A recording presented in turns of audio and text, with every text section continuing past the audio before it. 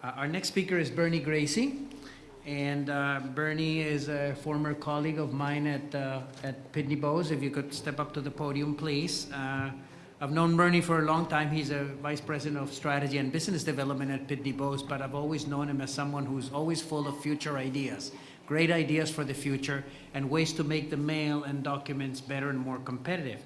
As part of his background, he worked for UPS for 9 years. He was one of the leaders of the Diet project, which was one of the first mobile platforms in the industry.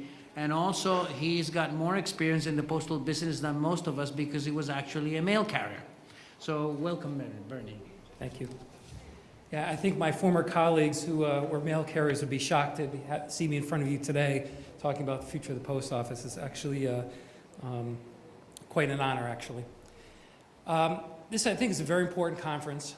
It's a very important conference to not only those of you in the industry as a private and public post, but also as we as technology providers to you, because we are joined at the hip. And so that's really where I'm coming from today, is to talk about what we can do together in this great challenging times. Let's see if this works. Beautiful. So I subheaded this talk, you see, developments in document messaging technologies. Sort of an innocuous phrase. I think what's most importantly is the subhead, is reinvigorating the mail stream in this era of technology substitution, electronic substitution and diversion, and I would say disruptive innovation that's occurring all around us. Richard Miller yesterday said at the conference that this conference is all about change and managing it. I would certainly agree. Both he and Paul Vogel described this challenge of the push and pull, of the value chain changing around push, and then the issue around the changes around the consumer and pull.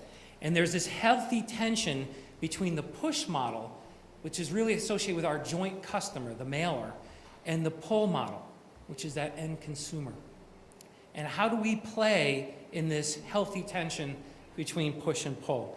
It's something I think about as a strategy person and also as a technologist, to say what can we do to provide our mailers capabilities to reinvigorate that push value chain. But also I want to close in thinking about the relationship not only between us and our joint customer, the mailer, but between the end consumer and the post, and also what can be done there. You know, this is a very important piece for Pitney Bowes, because as I said, we're joined at the hip. This is, I would say, an estimate of our participation. We've made a number of acquisitions in the last 10 years. I believe it's 85. Those acquisitions involve data and analytics and composition and data integration and pre-sort. And it is our estimate that with regards to the transaction mail in the world, that we touch at some point, either upstream or downstream with our traditional metering, half of the transaction mail in the world. And if you look at them also from the perspective of the traditional standard mail or advertising mail, we touch a significant point. So my point is, again, we're joined at the hip. You know, we are committed to the industry and committed to you, to help make this industry grow and also survive in these challenging times. John yesterday had indicated something important, that he had given up hope on transactional mail. It was a little positive on the advent of direct mail. If you see our position in transactional mail, I'm not here to be able to give up hope. Our job is to actually see what can we do to invigorate the value of transactional mail for both the mailer and the consumer, as well as the opportunity to grow within direct mail. Paul indicated yesterday that the future, again, is not saturation mail, it's individualized messaging. We heartily agree. Many of the acquisitions we made within the last few years are really allowing us to provide services to mailers and to posts and the ability to enhance that individualized messaging in multiple channels. And we'll talk about that in a little bit. We look at ourselves as the Intel inside. When people look at the computer and have Intel inside, we want to be the Intel inside of mail, all right? And again, we're joined at the hip. But we are both faced with an insurgency. I'm sure there are many of you out there who are reading Clayton Christensen, who speaks about market disruption and how to deal with market disruption. There are three strategies that he always talks about for attacking market insurgents. And I would look at, we talked about competitive pressures from private entities or electronic diversion, that these all represent insurgents on your core business models. I'm not going to speak to the first element or deign to advise you on how you should organize to attack insurgency. But the last two bullets I am going to speak of, which is framing the problem and understanding the job your product was hired to do, which is, what is the job of mail in these changing times? Just to set up the framing problem, in looking at actually the website for this conference, there was a couple things that we're talking about as far as framing the problem. One is about competitive bypass, and the other one is around quicker and cheaper electronic substitution. That's one way to frame the problem. I'm going to be proposing a couple other ways to be able to look at framing. But let's look at defining, understanding the job your product was hired to do, but also understand the corollary, which is understanding why the product the job used to be hired to do is now being fired and why. Christensen really focuses on this architecture of a job, which is looking at the job that your customer is facing. And I think we need to take a look at that job and the customer in two ways. What is the job of the mailer? This meaning, I'm talking about the mailer being the business entity that's inducting mail to be sent to their end consumer and the end consumer itself. We just heard a discussion about the regulatory aspects. Clearly there are functional aspects to mail, especially with transactional, which is to get paid. I'm going to touch a little bit, though, on the emotional aspects of mail and why that's an important thing to take into account. There are certain experiences that need to be evaluated on both the business side and the consumer side about what are the experiences that nail the job. And maybe another way to put it is, what is that outstanding experience for both sides that say, this is the right service or product for me? And then from that perspective, what are the attributes and technologies and features needed to provide those experiences? That's where I wanted to basically frame up these advances in document messaging technologies, is to say, what is the new job? What is the job that both end consumers and businesses need around mail to survive in the future? And also to ask the question, who's doing the hiring and who's doing the firing? And I think this is really, really important to step back. Because when we talk about electronic substitution and we talk about bypass, there are reasons for what's happening. And so I'm going to put what I believe is a very important slide, which is pivotal to basically set up some of these new document messaging technologies. Let's talk about the behavior of what's going around e-statement adoption. And this, by the way, these conclusions are the conflation of at least 20 different studies that I've reviewed and pulled together to be able to drive these facts, or at least my interpretation of these facts.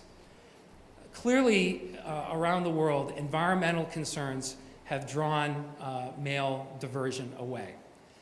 But what's interesting is that, again, this changes from geography to geography, but my experience in the United States shows that those early mailers who promoted environmental substitution are seeing less and less people taking advantage of that. That the people who adopted electronic substitution for green-based initiatives from those early adopters has gone down.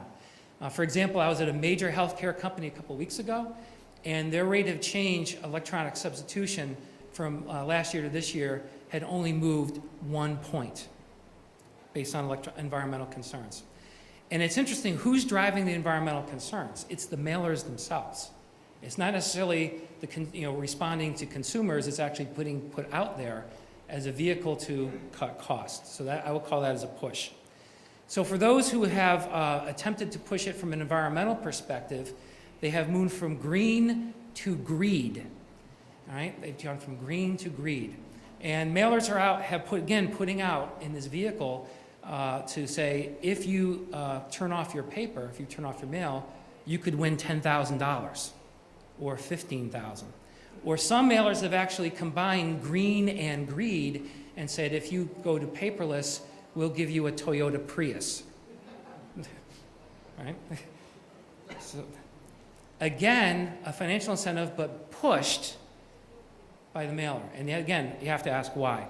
Then there's the carrot and the stick. The carrot we'll give you $5 in an account, we can give you $15,000, we'll give you a car, we'll plant a tree, or we will take your statement away, or we will tax you, basically for the delivery of a paper statement, we will charge you more.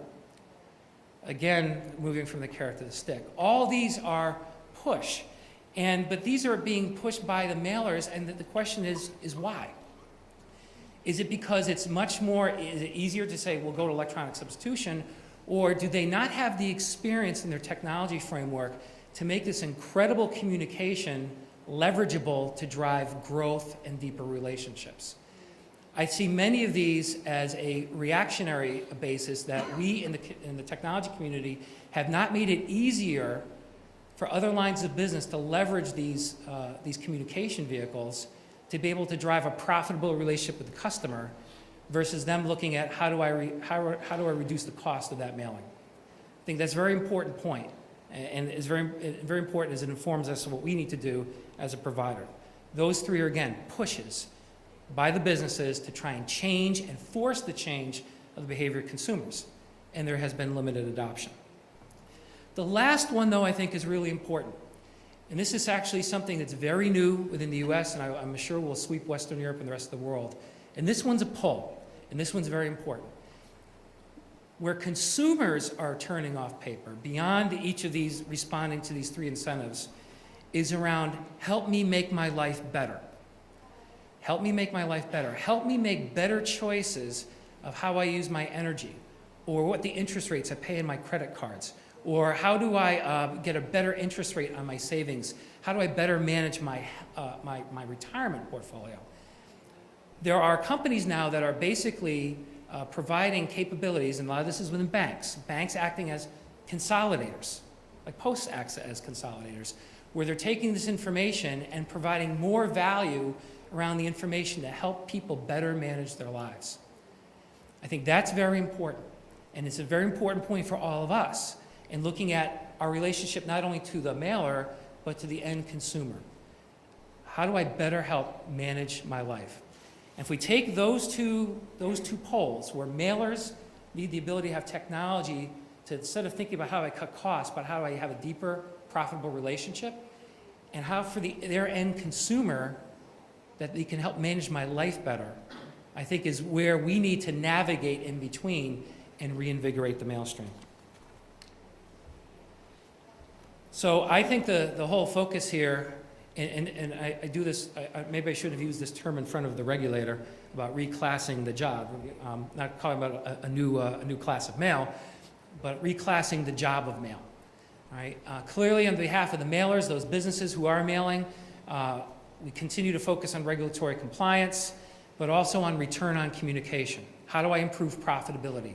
Mail is not just a cost or an expense, but is an opportunity to grow revenue. How do I become agile? One of the things that was described on the website for this conference is that mail provides, or electronic substitution provides a real-time ability to be agile in the marketplace. That can also be done with mail, and I'll be describing that. But there's also another emotional component for many of our customers, is I want to stay employed. Let's create value around that mail piece. The consumer, help me manage my life. That's really key. So let's talk about those two things. Let's go a little bit deeper about this economic crisis. Nancy had clearly talked about what that economic crisis has done with regards to volumes in the Postal Service and the financial health of the Post in the last couple of years. But let's look at two other poles. Let's look at the CMO of a company, who's your customer, and an end consumer. They both have shared in the mortgage crisis, the credit crisis, the job crisis, and the consumption crisis. All those helping to drive down volumes. Consumers have much less spending power, or perceived less spending power. Their 401ks and retirement plans have evaporated. What they need is advice. They need affirmation. They're looking for help, right? Especially from trusted entities. Marketers who used to be able to blow big dollars on Super Bowl ads and other unmeasurable media are being really hammered by shareholders to be able to show a measurable return. And figuring out what is the right mix between acquisition marketing and between retention marketing. Clearly, direct marketing, as we talked about, has an opportunity to help move the needle, but some of that is shifting to emerging media. It's my opinion, especially for those in a down economy, all right, as CMOs reach back for their customers to be able to create deeper relationships, more profit, that the transactional mail, the very transactional mail that is under threat, is the best kept secret in retention marketing. And it's in our mutual best interest in the push side of this equation to help enhance the value of transaction mail. Yesterday, John had said, again, I feel really positive about promotional mail, less on transactional. I think the opportunity here is to merge the best of both and create new value for customers. Some of you in the industry, and most of you in the industry, have heard about trans-promo mail. All right? In fact, in many parts of the industry have been speaking about trans-promo for a long time. But I think it's very important in this context to say, beyond the attributes, what are the developments in technology and other services around it to actually make the promise of trans-promo real? Is how do I take that transactional document, which has a 95% open rate versus a 22% open rate for email, that has a 1 to 3 minute scan time? All right, how do I use that opportunity better to be able to market and advise my customer for a deeper, profitable relationship? That, I think, is our key opportunity. The industry's been talking about it for a long time, but the dots have not been connected. Pitney Bowes, through its set of acquisitions and the integration of those acquisitions, are very much focused on making the promise of trans-promo reality for the industry and reinvigorating that value chain, that push value chain that Paul talked about, to be able to, in this push-pull model between mailer and consumer, to provide a value for the mailer around this critical media that's, as Nancy has said, has a high contribution to profit within posts, but also, most importantly, as a media to be able to drive a deeper, profitable relationship. We see multiple elements of this technology. One is clearly the migration from black and white to color, but more importantly is the ability to add these targeted, relevant promotions. And I think that's been the biggest leap for mailers, is how do I do targeted, relevant promotions, and to be able to migrate that. We have made a series of acquisitions, the most recently being MapInfo, where we provide incredible set by vertical market of data and predictive analytics, and the ability to integrate that and basically from a next to best sell scoring perspective into the mail stream. So on an automated process, having the ability to better target, better define, better focus relevant promotions within a vehicle that has that high open rate, as well as the ability through multiple platforms is to not only advise of that opportunity inside the envelope, inside the document, but on the outside of the envelope as well.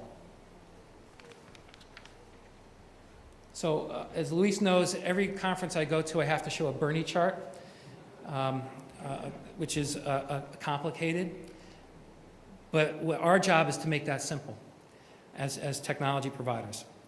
What we've been focusing in as advances in document messaging technologies is taking these assets, these disparate assets that we've acquired, which get into the ability to integrate into CRM, into customer master data, into billing data, into marketing streams, and then have the ability to seamlessly interject predictive analytics and next best sell scoring into the mail production process, so that an opportunity now exists that while you're creating those bills and statements, that transactional mail, to be able to colorize it and to be able to define and use the white space within that document to be able to create those relevant promotions. And most importantly, and I think this gets into some of the comments by the member of the direct marketing agency on yesterday's panel, is with this technology to do call to action optimization. Your customers, our joint customers, have multiple channels. It is a multi-channel world. It is a cross-channel world. If I look at in banking, for example, Banks have bank branches. Banks have online presence. Banks have call centers. Each of these play a critical point in customer acquisition and deepening the relationship. The focus of our technology is not only in helping to create the most relevant offer for that customer within that particular vertical market, but also in the optimization of the call to action. Actually using our knowledge in addressing and location intelligence and looking at the relationship between where that end consumer lives and where the call to action should be. So for Luis, based on his proximity in Wilton, it may make sense for him to be recommended to a particular bank branch and to a particular loan officer. For myself, it may make sense to be able to go to the bank website. For another individual, the call center. And our focus is in reinvigorating the mail stream is to help in that call to action optimization.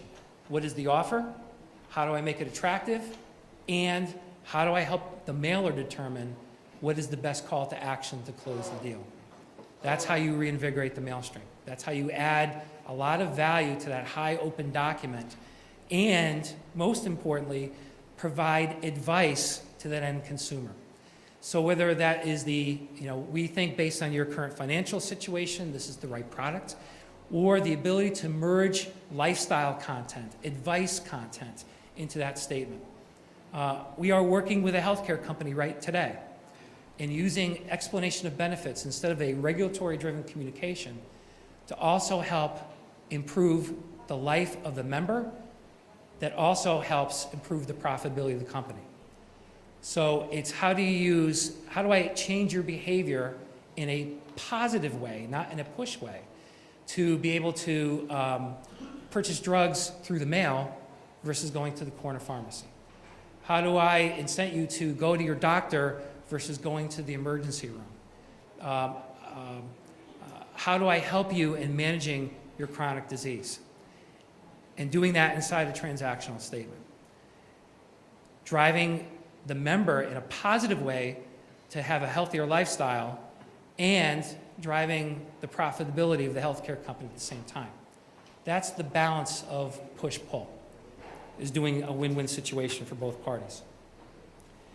Many people, when looking at that path side, could be daunted about how that integration of that technology to nail the experience, to redefine the job of transactional mail, can find daunting. We've recognized that, and we focus on reducing barriers. I thought it would be nice to see Leslie smiling down on all of us. This is my boss's boss, Leslie Abikaram, in a recent New York Times article.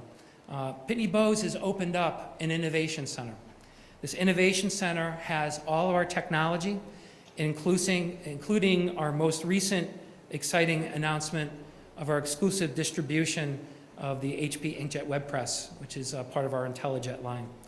This is a place where customers can come in a high-integrity environment with their legacy black and white documents and their dreams of what they're looking to do with their end customer, and then bring that to a high-integrity site, transform the mail stream using our technology, using our platform, and using our business recovery center as a high-integrity, secure vehicle to get the mail out to consumers, to be able to measure the impact of what that means to the mail, to the cost, but most importantly, to the benefit of the consumer and of the shareholder.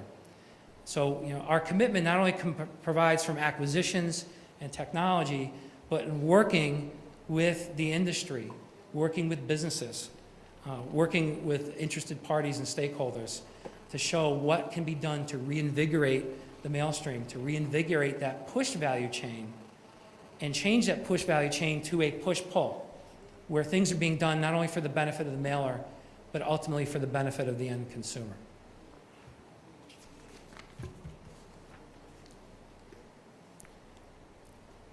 So here's my other techie term, makes me sound hip. Really what we're talking about as a technology intermediary is we play one part in a network where through data integration, data cleansing, location intelligence, predictive analytics, document composition, output management, other value-added services, other processes that we bring to the table, mashed up with your networks, and then understanding this multiple call to action that we can make mail intelligent, valuable, and relevant for all parties, right? For both push and pull. That's where we're focusing on reinvigorating the mail stream. By the middle and the end of the month, for some people, the hundreds, literally hundreds of mail pieces that some customers would receive in one day. Hundreds. A lot of them were checks. And I was hoping I would get a good Christmas bonus as I was handing out each of these checks. But it was a fascinating experience for me as a mail carrier to see the number of different mail pieces that a particular person would receive in a day from multiple sources. I think this is very important as I make these final closing remarks. Power is shifting to the consumers. I think this has been consistent these last 2 days, where people have talked about the consumer and the consumer. All right? And with iPhones, cell phones, smartphones, the iPad, other pieces of mobile technology, Kindles, clearly the consumer is now in control of how they receive media. I thought Paul's discussion yesterday about the hundreds of thousands of words that the customers are receiving was fascinating. And because of that, they are controlling media, and customers are creating media, all right, with those same platforms. But I think what's really important is something that was said yesterday about trust and relevance. Trust and relevance is the key to breaking through the clutter, and we should be focusing in ultimately on the end consumer, because that, again, that's where the power lies. And this is something that I remember from my experience at UPS. We in the mailing community, we in the shipper community get what I believe was called is the shipper trap. The shipper trap is we focus our efforts on those who pay the bill, those who buy the postage, those who pay the fees to be able to ship the package. But it's the consumer who orders the package. It's the consumer who's making the choice around the retention of mail, to respond to those environmental or greed or Toyota Prius, or in that case of personal financial management, help. They're the ones responding about how they want to interact. Sometimes we look at the end consumer in this industry as a cost, right? That this basically represents the consumption of fuel, the consumption of assets, the consumption of labor on behalf of billers to be able to get the job done. If I go back to the point earlier in my slide about framing the problem correctly, I think the end consumer ultimately is key, all right, on the long-term health of this industry, on focusing more value. And I wanted to do this with this contrast of comparing the mailbox with the iPad. I started my talk about framing the problem, and have we framed the problem around disruption correctly. John yesterday had talked about some of the challenges that posts are looking at as they redefine themselves. Are they a traditional post, or are they a total communications player?